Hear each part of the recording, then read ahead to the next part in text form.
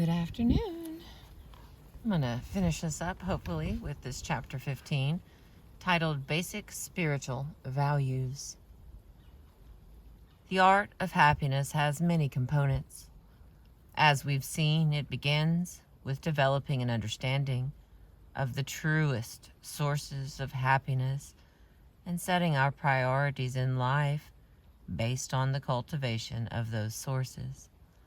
It involves an inner discipline, a gradual process of rooting out destructive mental states and replacing them with positive, constructive states of mind, such as kindness, tolerance, and forgiveness.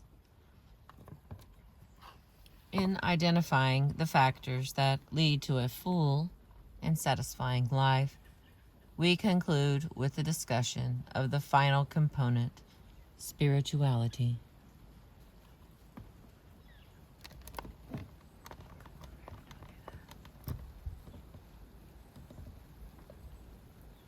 Let's see if I can find him. Where is he? My friend is right there. There's a dead tree, and he's right over there somewhere. I'm going to be fair.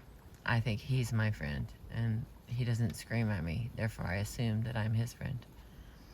All right. The final discussion on the final component is spirituality. There is a natural tendency to associate spirituality with religion. The Dalai Lama's approach to achieving happiness has been shaped by his years of rigorous training as an ordained Buddhist monk. He is also widely regarded as a preeminent Buddhist scholar. For many, however, it is not his grasp of complex philosophical issues that offers the most appeal, but rather his personal warmth, humor, and down-to-earth approach to life. During the course of our conversations, in fact, his basic humanness seemed to override even his primary role as a Buddhist monk. Despite his shaved head and striking maroon robes, despite his position as one of the most prominent religious figures in the world, the tone of our conversations was simply of one human being to another, discussing the problems that we all share. In helping us understand the true meaning of spirituality, the Dalai Lama began by distinguishing between spirituality and religion. I believe that it is essential to appreciate our potential as human beings and recognize the importance of inner transformation. This should be achieved through what could be called a process of mental development. Sometimes I call this having a spiritual dimension in our life. There can be two levels of spirituality. One level of spirituality has to do with our religious beliefs. In this world, there are so many different people, so many different dispositions. There are 5 billion human beings, and in a certain way, I think we need 5 billion different religions, because there is such a large variety of dispositions. I believe that each individual should embark upon a spiritual path that is best suited to his or her mental disposition, natural inclination, temperament, belief, family, and cultural background. Now, for example, as a Buddhist monk, I find Buddhism to be most suitable. So for myself, I have found that Buddhism is best. But that does not mean Buddhism is for everyone. That's clear.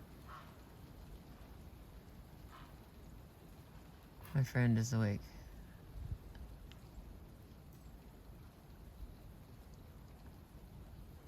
of unhappy I'm reading. They are very generally unhappy sounding. Maybe they're happy. Maybe those are he's laughing because I'm so funny. Thanks for laughing, buddy. All right, back to the book. Now, for example, as a Buddhist monk, I find Buddhism to be most suitable. So for myself, I've found that Buddhism is best. But that does not mean Buddhism is best for everyone. That's clear. It's definite. If I believed that Buddhism were best for everyone, that would be foolish. Because different people have different mental dispositions. So the variety of people calls for a variety of religions. The purpose of religion is to benefit people. And I think that if we only had one religion, after a while it would cease to benefit many people.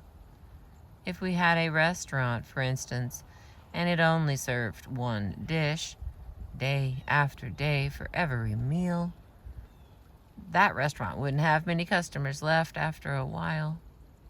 People need and appreciate diversity in their food because there are so many different tastes. In the same way, religions are meant to nourish the human spirit. And I think we can learn to celebrate that diversity in religions and develop a deep appreciation of the variety of religions. So, certain people may find Judaism, the Christian tradition, or the Islamic tradition to be most effective for them. Therefore, we must respect and appreciate the value of all the different major world religious traditions. All of these religions can make an effective contribution for the benefit of humanity. They are all designed to make the individual a happier person and the world a better place. However, in order for the religion to have an impact in making the world a better place, I think it's important for the individual practitioner to sincerely practice the teachings of that religion. One must integrate the religious teachings into one's life, wherever one is, so one can use them as a source of inner strength, and one must gain a deeper understanding of the religion's ideas, not just on an intellectual level, but with a deep feeling, making them part of one's inner experience. I believe that one can cultivate a deep respect for all the different religious traditions. One reason to respect these other traditions is that all of these traditions can provide an ethical framework which can govern one's behavior and have positive effects. For instance, in the Christian tradition, a belief in God can provide one with a coherent and clear-cut ethical framework which can govern one's behavior and way of life. And it can be a very powerful approach because there is a certain intimacy created in one's relationship with God.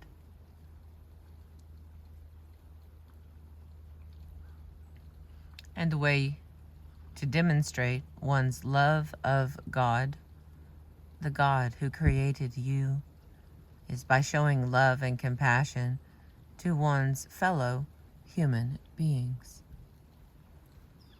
I believe that there are many similar reasons to respect other religious traditions as well.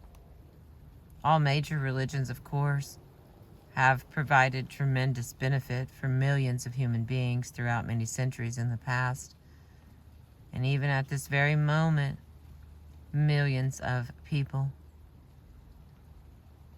still get a benefit get some kind of inspiration from all these different religious traditions.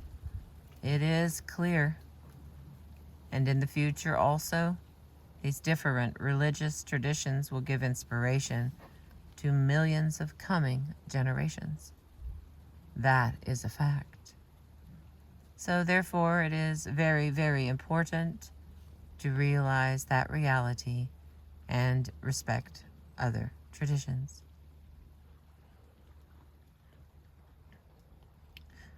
I think that one way of strengthening that mutual respect is through closer contact between those of different religious faiths, personal contact.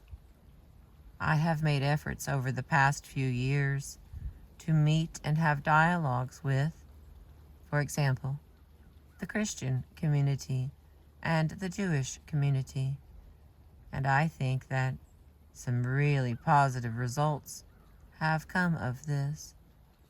Through this kind of closer contact, we can learn about the useful contributions that these religions have made to humanity and find useful aspects of the other traditions that we can learn from.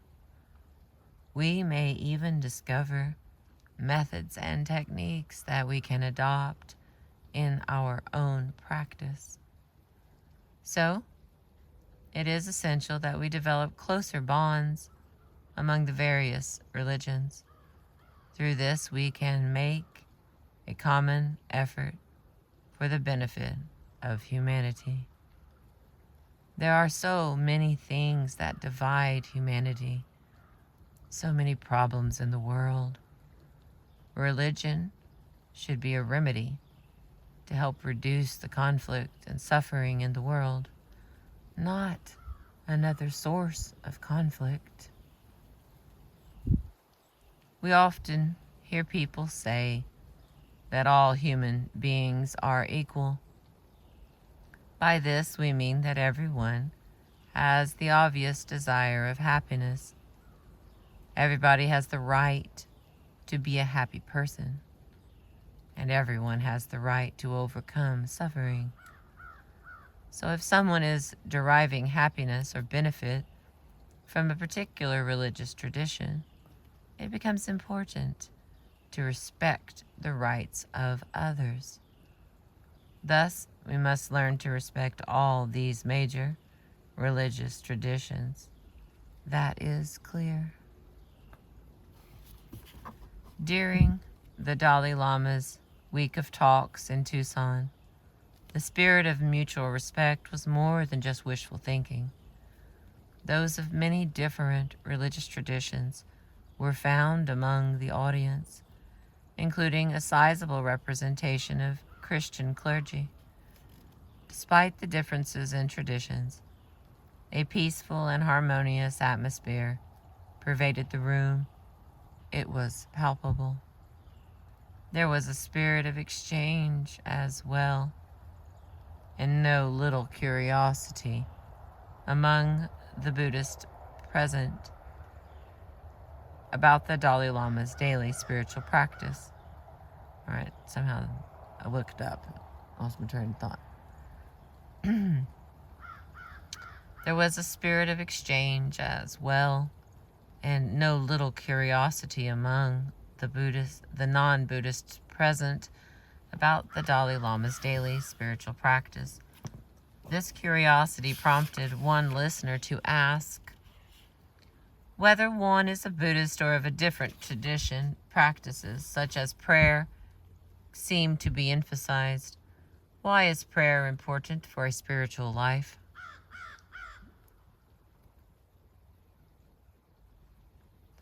The Dalai Lama answered, I think prayer is, for the most part, a simple daily reminder of your deeply held principles and convictions.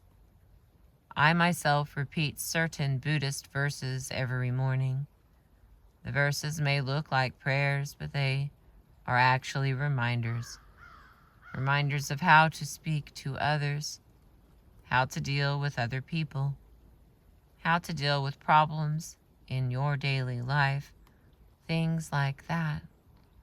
So, for the most part, my practice involves reminders, reviewing the importance of compassion, forgiveness, all these things. And of course, it also includes certain Buddhist meditations about the nature of reality, and also certain visualization practices. So in my own daily practice, my own daily prayers, if I go leisurely, it takes about 4 hours. It's quite long. Just around just a little bit. That way it can get crooked. I can try to fix it. It's just a little windy. And I cannot be sure if it is too windy. Okay, so in my own daily practice, my own daily prayers, if I go leisurely, it takes about 4 hours. It is quite long. The thought of spending 4 hours a day in prayer prompted another listener to ask, I'm a working mother with small children and very little free time. For someone who is really busy, how does one find the time to do these kinds of prayers and meditation practices? Even in my case, if I wish to complain, I can always complain about lack of time, the Dalai Lama remarked. I'm very busy. However, if you make the effort, you can always find some time, say in the early morning. Then, I think there are some times, like the weekend, you can sacrifice some of your fun, he laughed. So at least I think daily, say a half an hour. Or if you make the effort, try hard enough. Perhaps you might be able to find, let us say, 30 minutes in the morning and 30 minutes in the evening. If you really think about it, maybe it is possible to figure out a way of getting some time.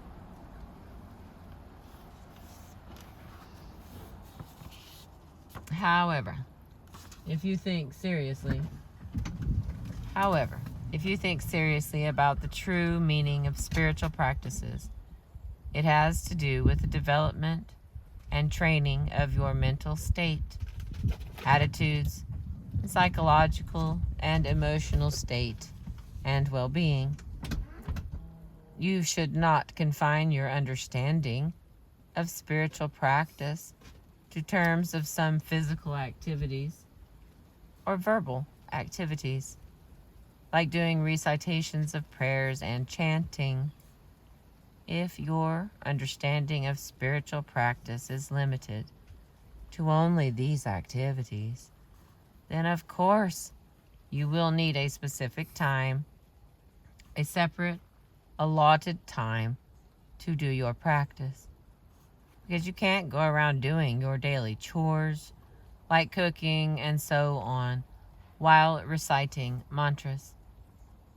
That could be quite annoying to people around you. However, if you understand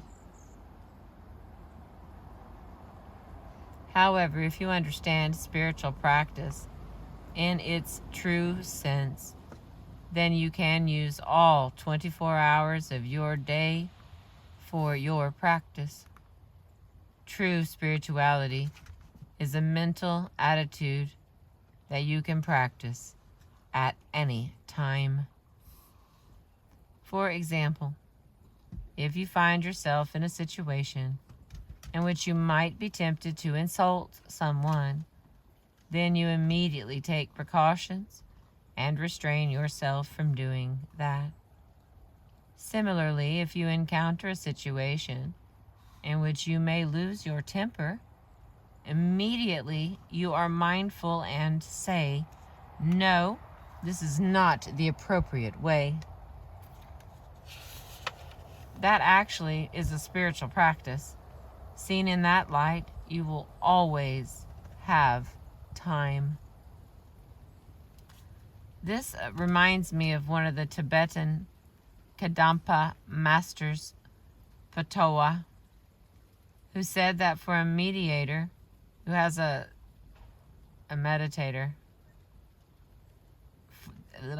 who said that for a meditator who has a certain degree of inner stability and realization, every event, every experience you are exposed to comes as a kind of teaching. It's a learning experience. This, I think, is very true. So from this perspective, even when you are exposed to, for instance, disturbing scenes of violence and sex like in TV and films, there is a possibility to view them with an underlying mindfulness of the harmful effects of going to extremes. Then, instead of being totally overwhelmed by the sight, rather you can take these scenes as a kind of indicator of the damaging nature of unchecked negative emotions, something from which you can learn lessons.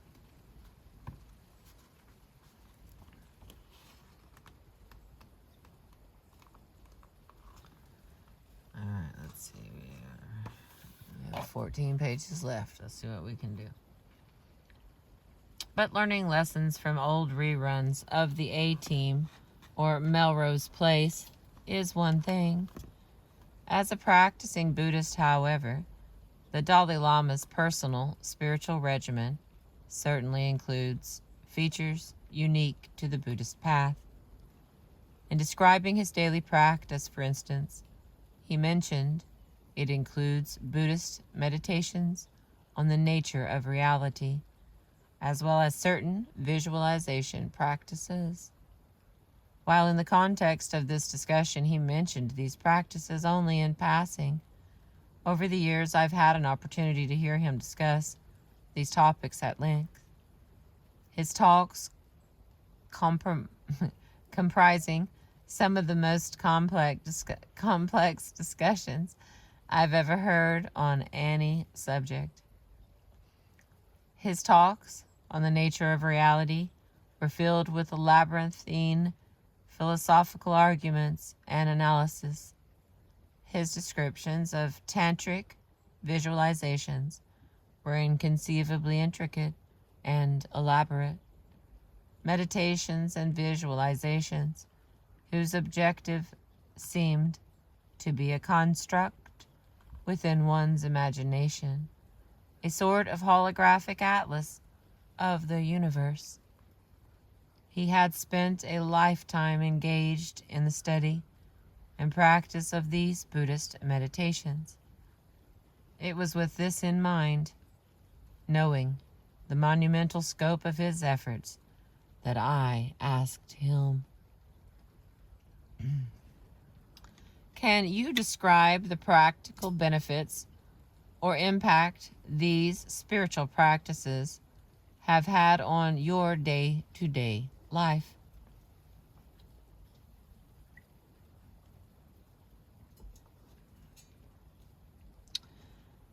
The Dalai Lama was silent for several minutes, then quietly replied,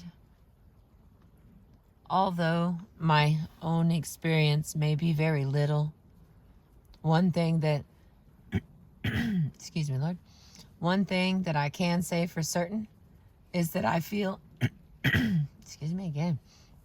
One thing that I can say for certain is that I feel that through Buddhist training, I feel that my mind has become much more calm. That's definite. Although the change has come about gradually, perhaps centimeter by centimeter. He laughed. I think that there has been a change in my attitude towards myself and others. Although it's difficult to point to the precise causes of this change, I think that it has been influenced by realization, not full realization, but a certain feeling or sense of the underlying fundamental nature of reality, and also through contemplating subjects such as impermanence, our suffering nature, and the value of compassion and altruism. So, for example, even when thinking about those communist Chinese who inflicted great harm on some of the Tibetan people, as a result of my Buddhist training, I feel a certain compassion towards even the torturer, because I understand that the torturer was in fact compelled by other negative forces. Because of these things and my bodhisattva vows and commitments, even if a person committed atrocities, I simply cannot feel or think that because of their atrocities they should experience negative things or not experience a moment of happiness. And here's the information on the Bodhisattva. In the Bodhisattva vow, the spiritual trainee affirms his intention to become a Bodhisattva. A Bodhisattva, literally translated as the awakening warrior, is one who, out of love and compassion, has attained a realization of bodhicitta, a mental state characterized by the spontaneous and genuine aspiration to attain full enlightenment in order to be of benefit to all beings. The Bodhisattva vow has helped me develop this attitude. It has been very useful, so naturally, I love this vow. This reminds me of one senior chant master who is staying at Namgyal Monastery. He was in Chinese prisons as a political prisoner and in labor camps for 20 years. Once I asked him what was the most difficult situation he faced when he was in prison. Surprisingly, he said that he felt the greatest danger was of losing compassion for the Chinese. There are so many such stories. For example, 3 days ago I met a monk who spent many years in Chinese prisons. He told me that he was 24 years old at the time of the 1959 Tibetan uprising. At that time, he joined the Tibetan forces in Norbulingga. He was caught by the Chinese and put in prison, along with 3 brothers who were killed there. 2 other brothers were also killed. Then his parents died in a labor camp. But he told me that when he was in prison, he reflected on his life until then and concluded that even though he had spent his entire life as a monk at Drepung Monastery, until that time he felt that he was not a good monk. He felt that he had been a stupid monk. At that moment he made a pledge that now that he was in prison, he would try to be a genuinely good monk. So as a result of his Buddhist practices, because of his training of the mind, he was able to remain mentally very happy, even if he was in physical pain. Even when he underwent torture and severe beatings, he was able to survive it and still feel happy by viewing it as a cleansing of his past negative karma. So through these examples, one can really appreciate the value of incorporating spiritual practices within one's everyday life. Thus, the Dalai Lama added, the final ingredient of a happier life, the spiritual dimension.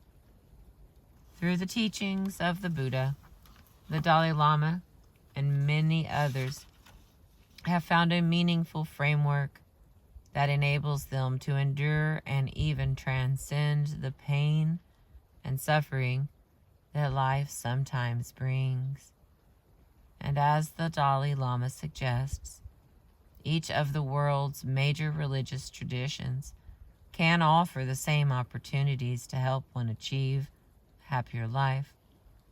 The power of faith, generated on a widespread scale by these religious traditions, is interwoven in the lives of millions.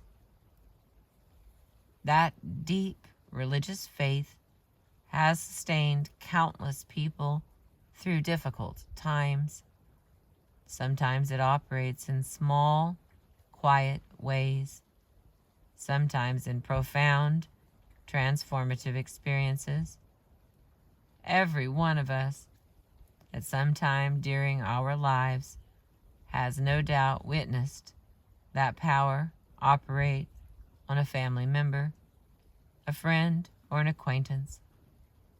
Occasionally, examples of the sustaining power of faith find their way onto the front pages. Many are familiar, for instance, with the ordeal of Terry Anderson, an ordinary man who was suddenly kidnapped off the street in Beirut one morning in 1985. A blanket was thrown over him. He was shoved into a car, and for the next 7 hours he was held as a hostage by Hezbollah, a group of Islamic fundamentalist extremists. Until 1991, he was imprisoned in damp, filthy basements and small cells, blindfolded and chained for extended periods, enduring regular beatings and very harsh conditions. When he was finally released, the world turned its eyes toward him and found a man overjoyed to be returning to his family and his life, but with surprisingly little bitterness and hatred toward his captors. When questioned by reporters about the source of his remarkable strength,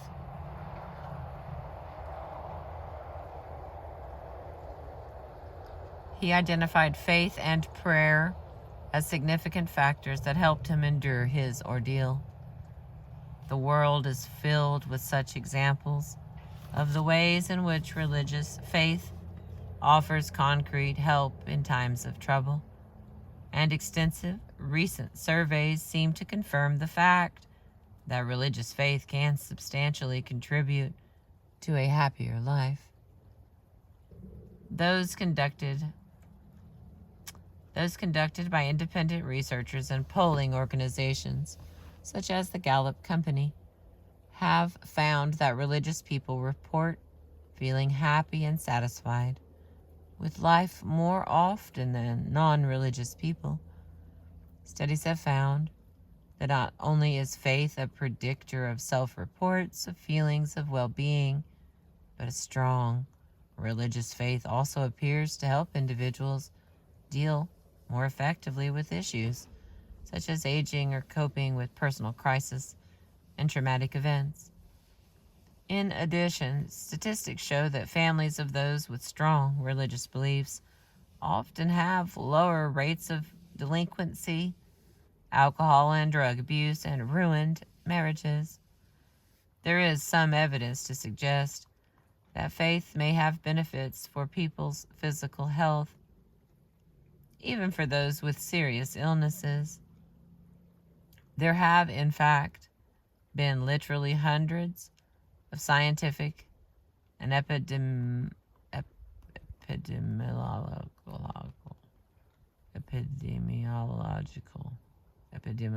whatever. It's not my day. Look, I got the other 10,000 words right. So, this one has a hyphen in it, and that tends to be where I go wrong. Epidemiologic studies establishing a link between strong religious faith, lower death rates, and improved health. In one study, elderly women with strong religious beliefs were able to walk further after hip surgery than those with fewer religious convictions. They were also less depressed following the surgery. A study done by Rona Kaysar-Harris and Mary Amanda Dew at the University of Pittsburgh Medical Center found that heart transplant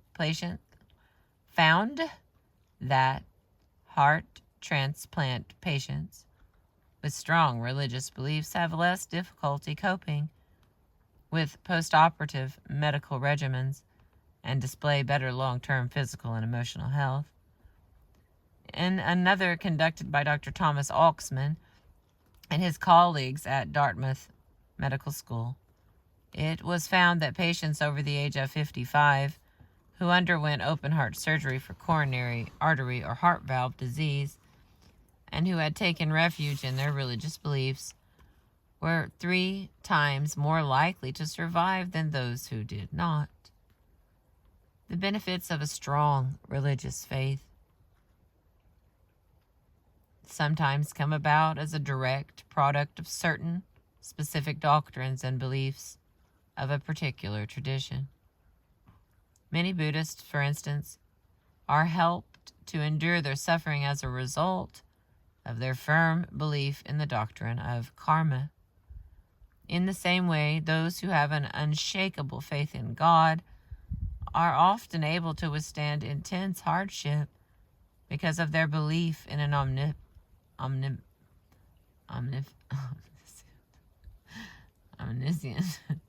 and loving God, a God whose plan may be obscure to us at present, but one who, in his wisdom, will ultimately reveal his love for us. With faith in the teachings of the Bible, they can take comfort in verses such as Romans 8:28. All things work together for the good to them that love God, to them who are called according to his purpose. Although some of the rewards of faith may be based on specific doctrines unique to a particular religious tradition, there are other strength-giving features of a spiritual life that are common to all religions. Involvement in any religious group can create a feeling of belonging, communal ties, a caring connection with fellow practitioners. It offers a meaningful framework in which one can connect and relate with others, and it can give one a feeling of acceptance. Strongly held religious beliefs can give one a deep sense of purpose, providing meaning for one's life. These beliefs can offer hope in the face of adversity, suffering, and death. They can help one adopt an eternal perspective that allows one to get outside of oneself when overwhelmed by life's daily problems. Although all these potential benefits are available to those who choose to practice the teachings of an established religion, it is clear that having a religious belief alone is no guarantee of happiness and peace. For example, at the very same moment, Terry Anderson sat chained in a cell demonstrating the finest attributes of religious faith. Just outside his cell raged mass violence and hatred, demonstrating the very worst attributes of religious faith. For years in Lebanon, various sects of Muslims were at war with Christians and Jews, fueled by violent hatred on all sides, and resulting in unspeakable atrocities committed in the name of faith. It's an old story, and one that has been told too often throughout history, and repeated too often in the modern world. Because of this potential to breed divisiveness and hatred, it is easy to lose faith in religious institutions. This has led some religious figures, such as the Dalai Lama, to try to distill those elements of a spiritual life that can be universally applied by any individual to enhance his or her happiness regardless of religious traditions or whether he or she believes in religion.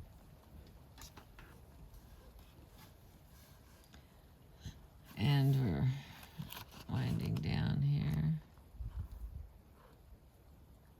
Yeah, we have 7 pages, and that's real math. Thus, with a tone of complete conviction, the Dalai Lama concludes his discussion with his vision of a truly spiritual life.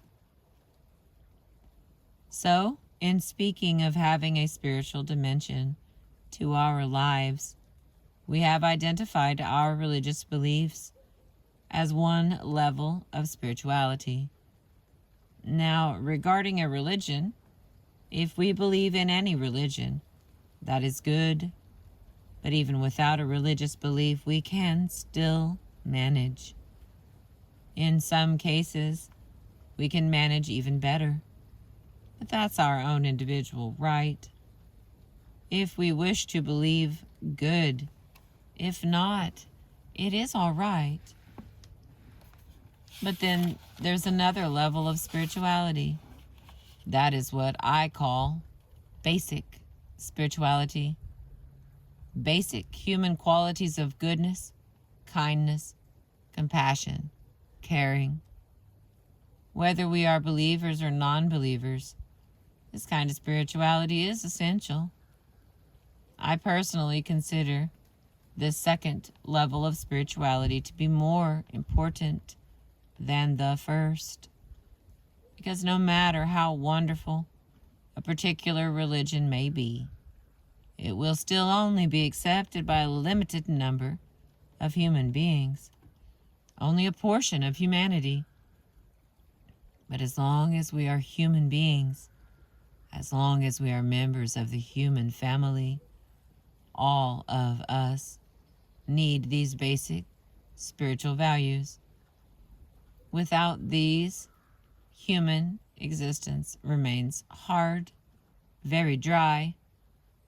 As a result, none of us can be a happy person. Our whole family will suffer, and then, eventually, society will be even more troubled. So it becomes clear that cultivating these kinds of basic spiritual values becomes crucial. In seeking to cultivate these basic spiritual values, I think we need to remember that out of the, say, 5 billion human beings on this planet, I think perhaps 1 or 2 billion are very sincere, genuine believers in religion. Of course, when I refer to sincere believers, I'm not including those people who simply say, for example, I am Christian, mainly because their family background is Christian, but in daily life may not consider very much about the Christian faith or actively practice it. So, excluding these people, I believe that there are perhaps only around 1 billion who sincerely practice their religion. That means that 4 billion, the majority of the people on this earth, are non-believers. So we must still find a way to try to improve life for this majority of the people, the 4 billion people who are not involved in a specific religion. Ways to help them become good human beings, moral people, without any religion. Here, I think that education is crucial, instilling in people a sense that compassion, kindness, and so on are the basic good qualities of human beings, not just as a matter of religious subjects. Not just a matter of religious subjects. I think earlier we spoke at greater length about the prime importance of human warmth, affection, and compassion in people's physical health, happiness, and peace of mind. This is a very practical issue. not religious theory or philosophical speculation. It is a key issue. And I think that this is, in fact, the essence of all the religious teachings of the different traditions. But it remains just as crucial for those who choose not to follow any particular religion. For those people, I think we can educate them and impress upon them, and it's all right to remain without any religion, but be a good human being, a sensible human being, with a sense of responsibility and commitment for a better, happier world. In general, it is possible to indicate your particular religious or spiritual way of life through external means, such as wearing certain clothes, or having a shrine or altar in your house, or doing recitations and chanting and so on. There are ways of demonstrating that externally. However, these practices or activities are secondary to your conducting a truly spiritual way of life, based on the basic spiritual values, because it is possible that all of these external religious activities can still go along with a person's harboring a very negative state of mind. But true spirituality should have the result of making a person calmer, happier, and more peaceful. All of the virtuous states of mind, compassion, tolerance, forgiveness, caring, and so on, these mental qualities are genuine Dharma, or genuine spiritual qualities, because all of these internal mental qualities cannot coexist with ill feelings or negative states of mind. So, engaging in training or a method of bringing about inner discipline within one's mind is the essence of a religious life, an inner discipline that has the purpose of cultivating these positive mental states. Thus, whether one leads a spiritual life depends on whether one has been successful in bringing about that disciplined, tamed state of mind and translating that state of mind into one's daily actions. The Dalai Lama was due to attend a small reception held in honor of a group of donors who had been strong supporters of the Tibetan cause. Outside the reception room, a large crowd had gathered in anticipation of his appearance. By the time of his arrival, the crowd had become quite dense. Among the onlookers, I saw a man whom I had noticed a couple of times during the week. He was of indeterminate age, although I would have guessed middle 20s, maybe early 30s, tall and very thin, notable for his disheveled appearance. He, however, had caught my attention because of his expression, one that I had frequently seen among my patients, anxious, profoundly depressed, and in pain. And I thought I noticed slight repetitive involuntary movements of the musculature around his mouth, tardive dyskinesia.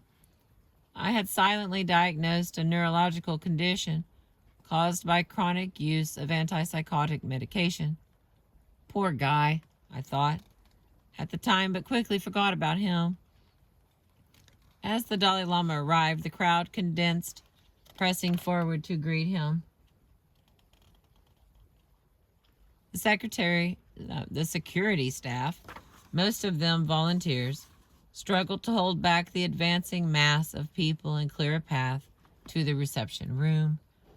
The troubled young man whom I had seen earlier, now with a somewhat bewildered expression, was crushed forward by the crowd and pushed to the edge of the clearing made by the security team.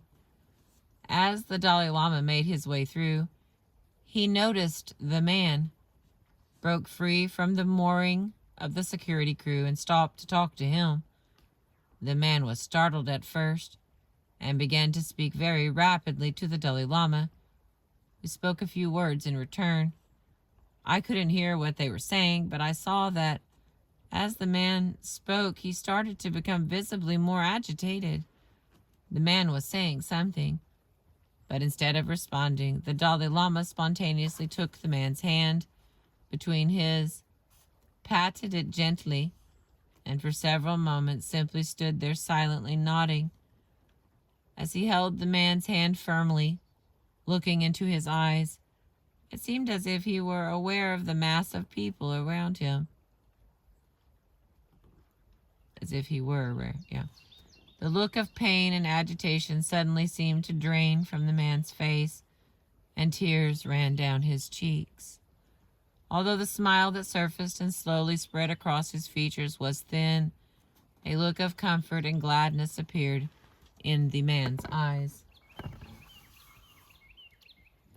The Dalai Lama has repeatedly emphasized that inner discipline is the basis of a spiritual life.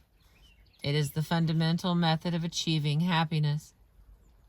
As he explained throughout this book, from his perspective, inner discipline involves combating negative states of mind, such as anger, hatred, and greed, and cultivating positive states, such as kindness, compassion, and tolerance. He also has pointed out that a happy life is built on a foundation of a calm, stable state of mind. The practice of inner discipline can include formal meditation techniques that are intended to help stabilize the mind and achieve that calm state. Most spiritual traditions include practices that seek to quiet the mind, to put us more in touch with our deeper spiritual nature. At the conclusion of the Dalai Lama's series of public talks in Tucson, he presented instruction on one meditation designed to help us begin to quiet our thoughts, observe the underlying nature of the mind, and thus develop a stillness of mind. Looking out over the assembly, he began to speak in his characteristic manner, as if, instead of addressing a large group, he was personally instructing each individual in the audience. At times he was still and focused, at times more animated, choreographing his instruction with subtle head nods, hand gestures, and gentle rocking motions. All right, here's some more of the Dalai Lama. Meditation on the nature of the mind. All right, we're down to 3 pages here. That's regular math. Meditation on the nature of the mind. The purpose of this exercise is to begin to recognize and get a feel for the nature of the mind, of our mind.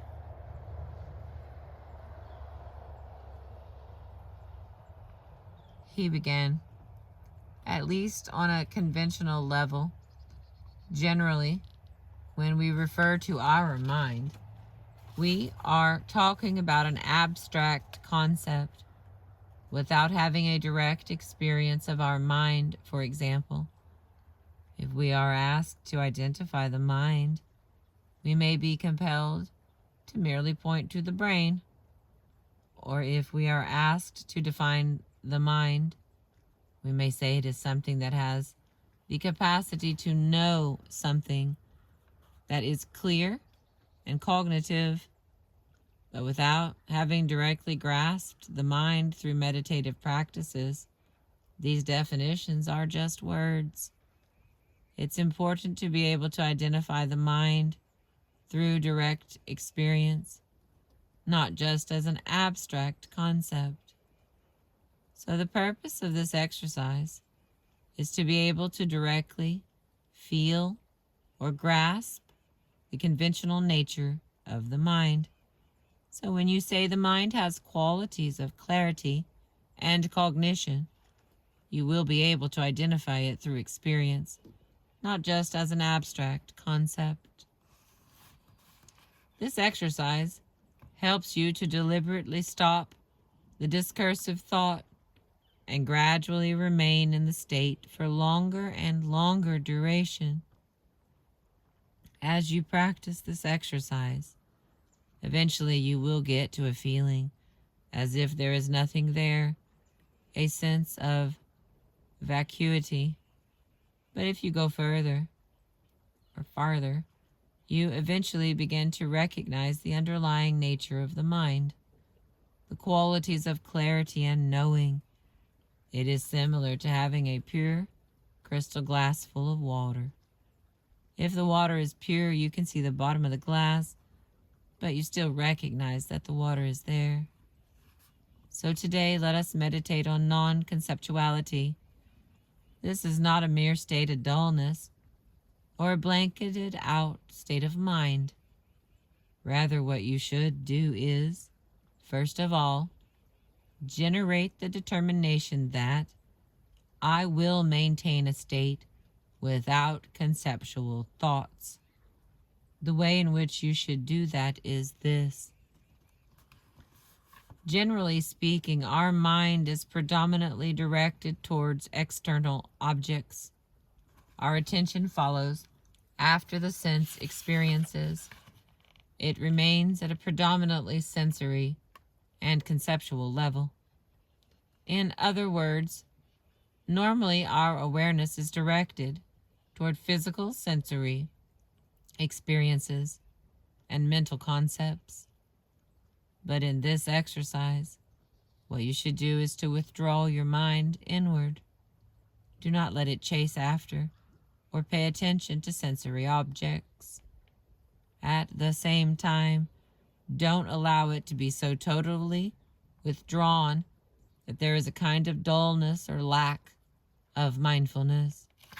You should maintain a very full state of alertness and mindfulness, and then try to see the natural state of your consciousness, a state in which your consciousness is not afflicted by thoughts of the past, the things that have happened, your memories and remembrances, nor is it afflicted by thoughts of the future, like your future plans, anticipations, fears, and hopes, but rather try to remain in a natural and neutral state.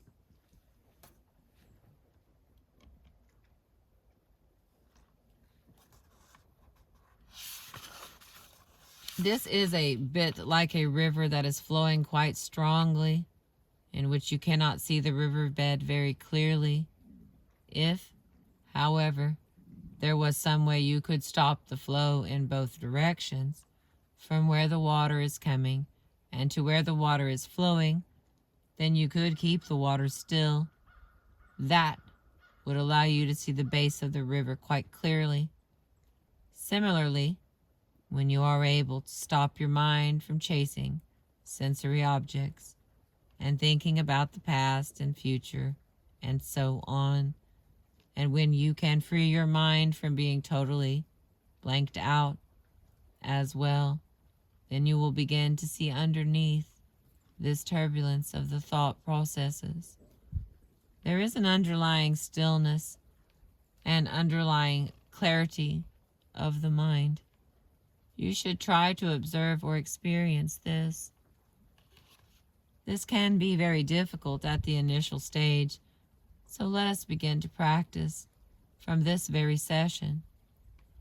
At the initial stage, when you begin to experience this underlying natural state of consciousness, you might experience it in the form of some sort of absence.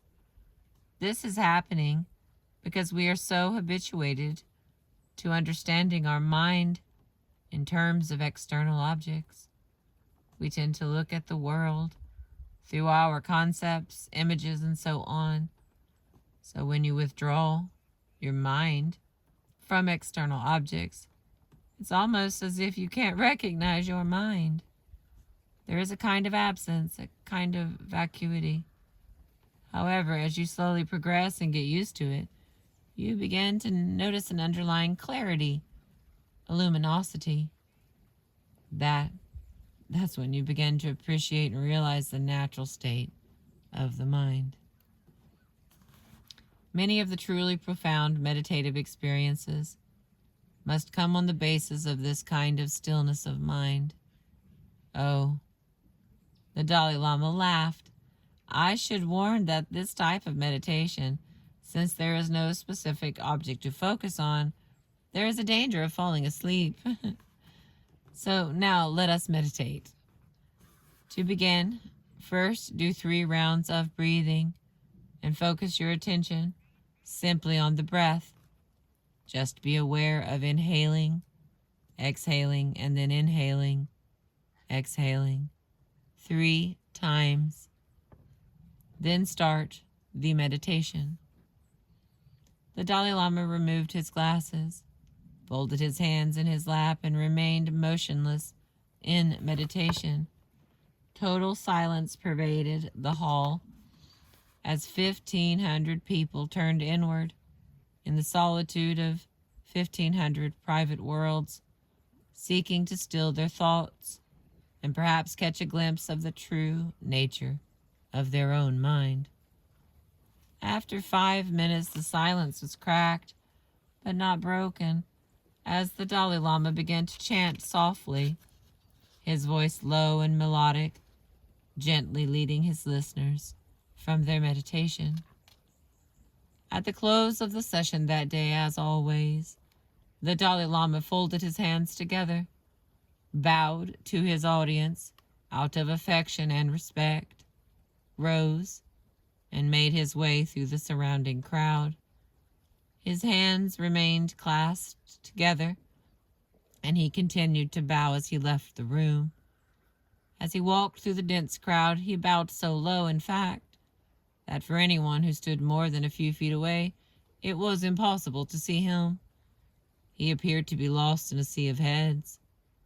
From a distance, one could still detect his path, however, from the subtle shifts in the crowd's movement as he passed along.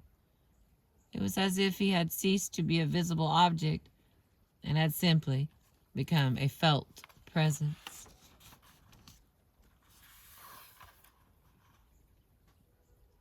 And that is the end of The Art of Happiness.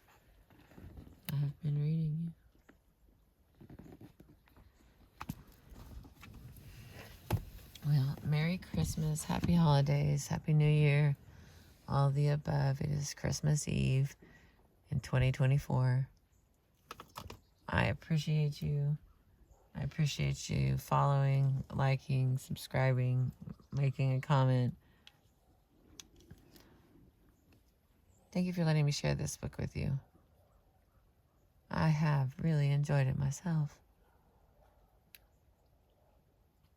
I appreciate you.